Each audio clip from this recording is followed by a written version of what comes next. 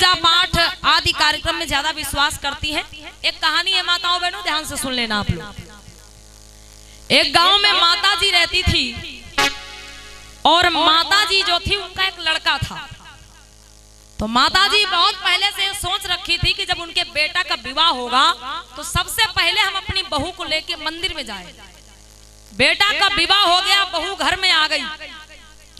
बहू घर में आ गई, बहू जो थी वो बहुत पढ़ी लिखी बुद्धिस्ट विचारधारा की लड़की थी।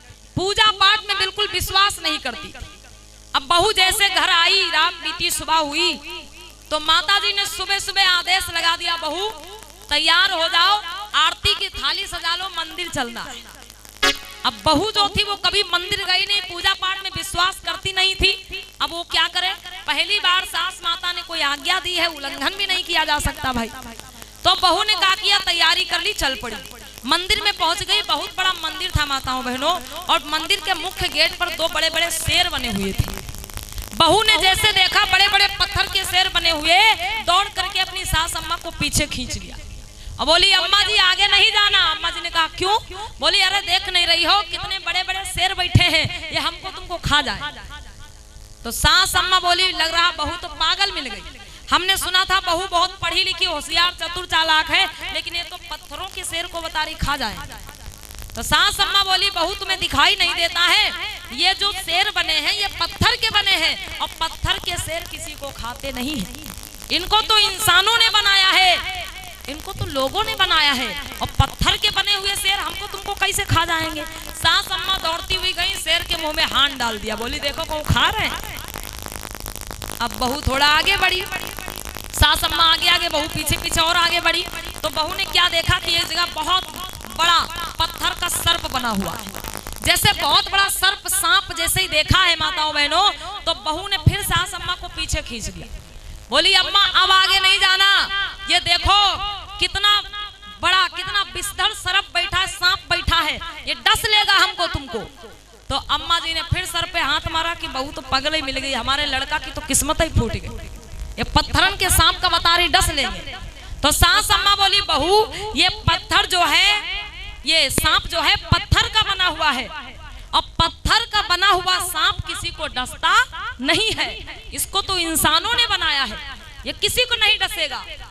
तो बहू बोली, ये सांप किसी को नहीं डसेगा। सास अम्मा ने कहा नहीं।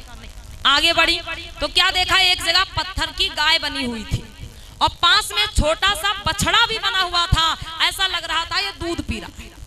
तो बहू बोली, अम्मा 1 मिनट रुक जाओ। अम्मा बोली, अब क्या हुआ? बहू बोली, अम्मा रुक जाओ, हम घर चले जाएं, बाल्टी ले आवे। सास अम्मा बोली, बाल्टी क्या करोगी? बहू ने कहा, ये देखो बछड़ा जो है ये पूरा दूध पिए जा रहा है, ये बछड़ा पूरा दूध पिए जा रहा है, हम घर जाके बाल्टी ले आवे तो ये दूध लगा लेंगे, घर ले चलेंगे, मिठाई बनेगी, देवी मैया को चढ़ाएंगे आके। सास अम्मा अब तो बिल्कुल बैठी गई, सर पे हाथ मारा, बोली हमारे लड़का तो सच्ची में किस्मत ही फूट गई, ये बिल्कुल पगली पागल बहू मिल गई, इसको ये भी नहीं दिखता ये गाय कैसी है, ये पत्थर की गाय से कह रही दूध लगा लेंगे। तो सास अम्मा बोली, बहू तुमको दिखाई नहीं देता है, ये गाय जो बनी है ये पत्थर की है, और ये जो बछड़ा बना है ये भी पत्थर का है। पत्थर की गाय ना तो दूध दे सकती है और ना तो पत्थर का बछड़ा दूध पी सकता, इसको तो इंसानों ने बनाया है। अब बहू और आगे बढ़ी, वही सास अम्मा और आगे बढ़ी, तो मेन मंदिर आ गया जहाँ पे देवी मैया शेर पे सवार बैठी थी, हाथ में गदा त्रिशूल और जो भी था सब लेकर के, तलवार वलवार बैठी थी।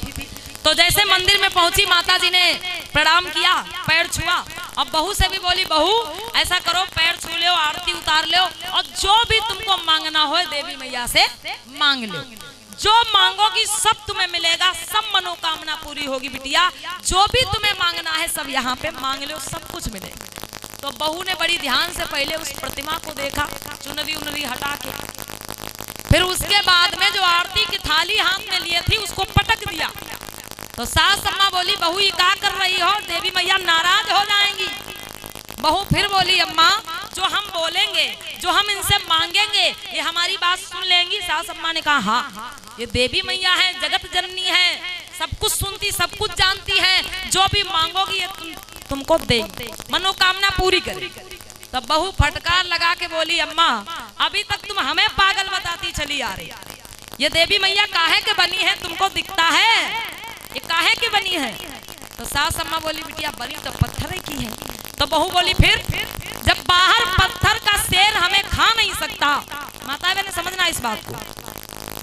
क्या बोली बहू कि बाहर पत्थर का शेर हमें खा नहीं सकता और बाहर पत्थर का सर्प हमें डस नहीं सकता। बाहर पत्थर की बनी हुई गाय दूध नहीं दे सकती, पत्थर का बछड़ा दूध नहीं पी सकता, तो ये देवी मैया यहू तो पत्थर की बनी है, ये हमारी बात कहां से सुन लेंगी? ये हमारी बात कैसे सुन लेंगी भाई? ये हमारी मनोकामना कैसे पूरी कर देंगी? देवी मैया इनको, ये जो देवी मैया बनी हुई हैं, जैसे पत्थर को, वो शेर को, सर्प को, गाय को इंसानों ने बनाया है, वैसे इनको भी तो किसी इंसान ने ही बनाया है। जो पत्थर उसमें लगा हुआ है वो पत्थर इनमें भी लगा हुआ है। तो जब ये भी पत्थर की बनी तो हमारी बात कहां से सुनेंगी? इसलिए माताओं बहनों ये भी आपको ध्यान देना, जो पत्थर पे जाके हमारी माताएं बहनें दूध चढ़ाती हैं, चढ़ाती हैं आप लोग? हाँ, अब नहीं चढ़ाना, अपने बच्चे को पिलाइए,